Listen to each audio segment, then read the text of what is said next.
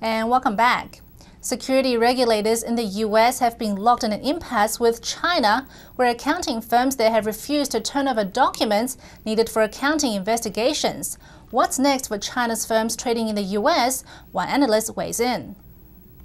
Last Monday, December 3rd, the U.S. Securities and Exchange Commission charged the Chinese branches of 5 top U.S. audit firms.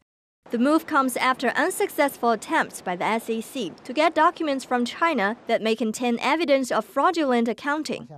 NTD's in-house financial analyst Warren Song says the lawsuits serve as a warning to those wanting to invest in Chinese firms.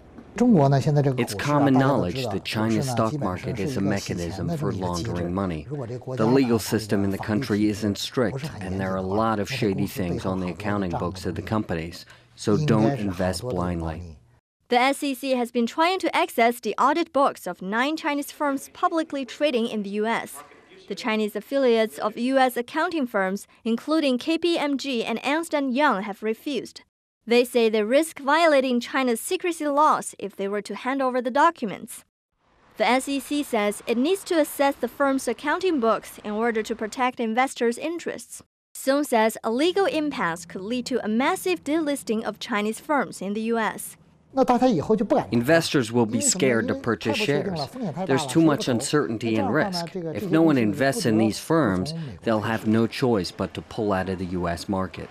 Around 400 Chinese companies trade in the U.S. market. According to Bloomberg, around 160 of these are listed through reverse mergers. That is, purchasing a shell company that's already listed. This avoids the public scrutiny that usually comes with listing.